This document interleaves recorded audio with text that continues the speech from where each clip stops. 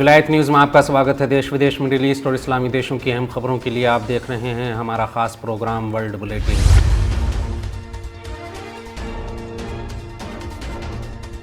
Bulletin की शुरुआत में बात करेंगे रूस और ईरान के बीच बढ़ते सहयोग पर अमेरिका की चिंताओं की।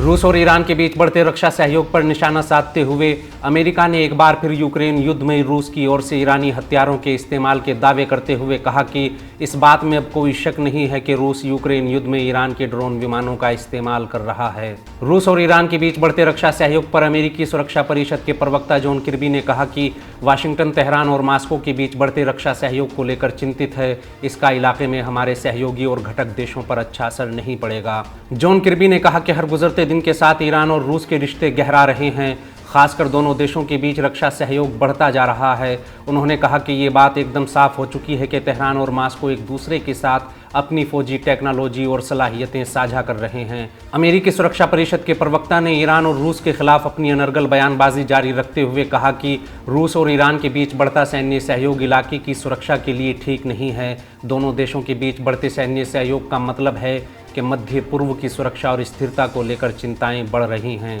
जॉन किर्बी ने कहा कि हमें इस बात को लेकर भी चिंता है कि रूस मध्य पूर्व में ईरान की सैन्य क्षमताओं को बढ़ाने के तरीकों की तलाश कर रहा है।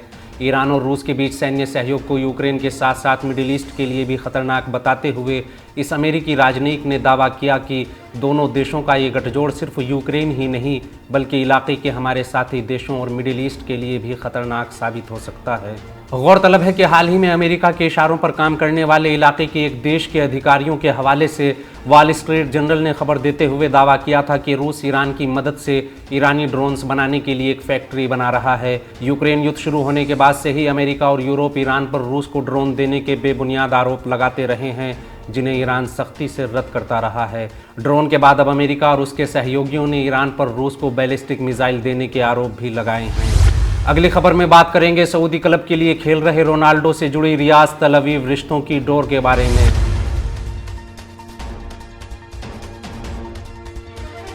सऊदी अरब और इसराइल के बीच दशकों से पक रही दोस्ती की खिचड़ी कब सार्वजनिक रिश्तों की शक्ल लेगी, इसे लेकर समय समय पर चर्चा होती रही है। सऊदी अरब और इसराइल के गहराते रिश्तों के बीच जहां आले सऊद मिस्र के रास्ते इसराइल से गैस लेने की तैयारी कर रहे हैं, वहीं तल अवीव भी फुटबॉल सितारे रोनाल्डो के सहारे रियाद से अपने रिश्तों को सार्वजनिक मंच तक लाने के लिए कमर कस चुका है। सऊदी अरब और इसराइल के बीच गहराते रिश्तों की बात करते हुए ग्लोब्स अखबार ने लिखा कि सऊदी अरब, मिस्र और इसराइल मिस्र के रास्ते भूमध्य सागर के इलाकों से निकलने वाले गैस को सऊदी अरब पहुंचाने की योजना पर काम कर रहे हैं। इसराइल इस इलाके से निकलने वाले गैस को मिस्र के रास्ते सऊदी अरब पहुंचाएगा और तीनों देश मिलकर एक साझा परियोजना पर बात कर रहे हैं। मिस्र से निकलकर ये गैस पाइपलाइन गल्फ ऑफ अकबा के रास्ते सऊदी अरब पहुंचेगी, जहां अकबा गल्फ और लाल सागर के तट पर जारी सऊदी युवराज के बहुचर्चित प्रोजेक्ट नियोम के पूरा होने के बाद उसकी ऊर्जा ज़रूरतों को पूरा किया जा सके।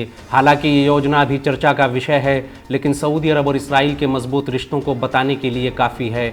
बता दें कि ज़ायोनी नागरिकों को टूरिस्ट वीज़ा पर तेहरान और सनाफिर जैसे अरबी आइलैंड्स पर जाने की फुल आज़ादी हासिल है। वहीं सऊदी अरब और इसराइल के रिश्तों को सार्वजनिक करने के लिए तल अवीव स्टार फुटबॉलर रोनाल्डो का सहारा लेने की कोशिशों में लग गया है। हाल ही में सऊदी अरब के क्लब से जुड़े रोनाल्डो की मदद से सऊदी अरब से अपने रिश्तों को सार्वजनिक करने के लिए तल अवीव की कोशिशों के बारे में इसराइल के आधिकारिक न्यूज़ चैनल कान ने खबर देते हुए कहा कि रियाद में रोनाल्डो की मौजूदगी को इसराइल के वजूद को लोगों के बीच मनवाने के लिए किस तरह इस्तेमाल किया जा सकता है, इसे लेकर तल अवीव और ख़ासकर विदेश मंत्रालय में चर्चाओं का दौर तेज़ हो गया है।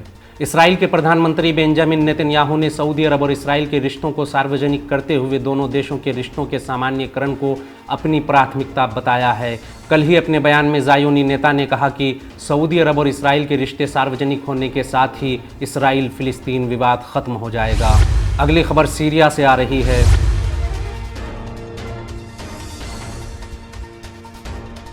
इराक पर अमेरिका के बर्बर हमलों और लाखों लोगों के कत्लेआम और उन्हें बेघर करने की शुरुआत 20 साल पहले आज ही के दिन शुरू हुई थी।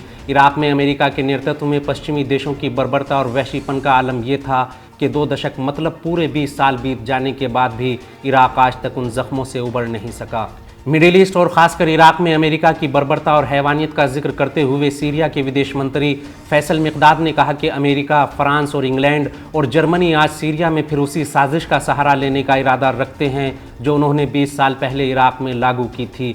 तब भी इन देशों ने इराक में व्यापक विनाश के हथियार होने के बहाने बनाते हुए इराक पर चढ़ाई की थी। सीरिया के विदेश मंत्री फैसल मिक़दाद ने अपने ट्विटर पेज पर लिखा कि दुनिया को अतीत से सीख लेनी चाहिए और इन देशों को फिर से धोखे और चालाकी से दूसरे देशों को निशाना बनाने की इजाज़त नहीं देनी चाहिए। फैसल मिक़दाद ने कहा कि सिक्योरिटी काउंसिल की मीटिंग में उस समय मैं भी मौजूद था जब मेरी ही कुर्सी के बराबर में अमेरिकी विदेश मंत्री कोलिन पावेल ने चीख कर इराक में तबाहकुन हथियारों की मौजूदगी का रोना रोते हुए झूठे दस्तावेज लहराए और इराक पर हमला करने के बहाने एक झूठा नाटक रचा। मिक़दाद ने कहा कि उस समय कोलिन पावेल ने ऑडियो रिकॉर्डिंग, सैटेलाइट तस्वीरें और कुछ दस्तावेज पेश किए जिसमें कहा गया कि ये सबूत हैं, ये अटकलें या अंदाजे नहीं बल्कि पक्के और स्पष्ट सबूत हैं। अमेरिकी विदेश मंत्री ने एक छोटी ट्यूब लहराते हुए दावा किया था कि ये ट्यूब बायोलॉजिकल वेपन्स बनाने में इस्तेमाल होती थी, ऐसा बायोलॉजिकल हथियार जो हज़ारों लोगों को मार सकता था। फैसल मिक़दाद ने कहा कि अमेरिकी मंत्री ने जो कहा सब कुछ झूठ था और ये बात खुलकर सामने आ भी गई। खुद पावेल ने भी माना कि उन्होंने सुरक्षा परिषद में जो कुछ भी किया था वो एक बदनुमा दाग था, लेकिन अफसोस इराक इस साजिश की भेंट चढ़ गया और सब जानते हैं कि इराक में फैला संकट, बेगुनाह लोगों का कत्लेआम, अशांति और अराजकता अमेरिका के बर्बर हमलों के सबब है। इराक पर अमेरिका के हमलों में अमेरिका और उसके साथी देशों की फौजों ने इराक के खिलाफ कितने अपराध, कितनी हैवानियत और मानवता के खिलाफ कितने गंभीर और घिनौने अपराध किए वो दुनिया के सामने है। अगली खबर अफगानिस्तान की सत्ता पर काबिज तालिबान और आले सऊद के बिगड़ते रिश्तों पर है।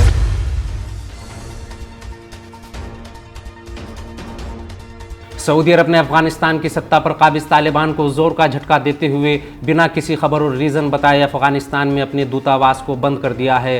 रियाज ने काबुल में अपने दूतावास के सभी कर्मचारियों को वापस बुला लिया है। बिलाल सरवरी ने अपने ट्विटर पर खबर देते हुए कहा कि रियाज ने काबुल में काम कर रहे अपने दूतावास कर्मचारियों को वापस बुला लिया। एम्बेसी के सभी 19 लोगों ने दूतावास की बिल्डिंग खाली कर दी है। एक तालिबान अधिकारी के मुताबिक रियाज अपने दूतावास की गाड़ियां, इमारत और अपनी दूसरी सभी प्रॉपर्टियां बेचना चाहता है, लेकिन अभी तक इस काम का कोई कारण नहीं बताया गया। मीडिया रिपोर्ट्स की माने तो तालिबान की ओर से दूतावास की महिला कर्मचारियों को काम न करने के आदेश जारी होने के बाद से काबुल में सऊदी अरब दूतावास के राजनयिक बुधवार को ही अपने देश लौट गए थे।